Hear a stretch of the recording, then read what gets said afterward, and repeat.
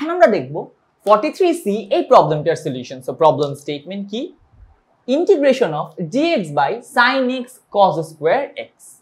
এখন ইউজুয়ালি নিচে sin x cos x থাকলে আমাদের করার যে নিয়ম আছে আমরা ওই নিয়ম দিয়ে করতে পারি, বাট এটা করার জন্য খুব সুন্দর একটা মানে টেকনিক আছে, শর্টকাট। সেটা হচ্ছে আমরা উপরে যেহেতু জাস্ট dx আছে, dx মানে কি 1 ইনটু dx, এন্ড আমরা জানি sin square x plus cos square x হয়ে যায় 1। সো আমরা লিখতে পারি এখানে sin square x plus cos square x dx divided by sin x cos square x।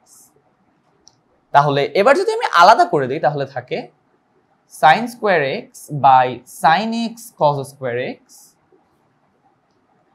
Plus integration of cos square x by sin x cos square x, এবং দুইটাতেই dx থাকবে। একটা একটা করে sin x কাটা, সরি sin x টা উপরে থাকবে, উপরে একটা sin x থাকবে।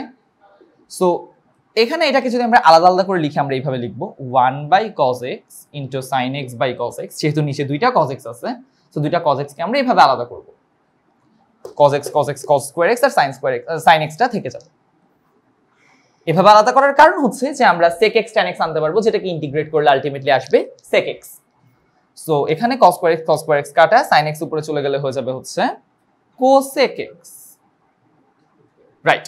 সো 1 বাই cos x হয়ে যায় হচ্ছে গিয়ে sec x, আর sin x by cos x হয়ে যায় হচ্ছে tan x dx plus just cosec x dx।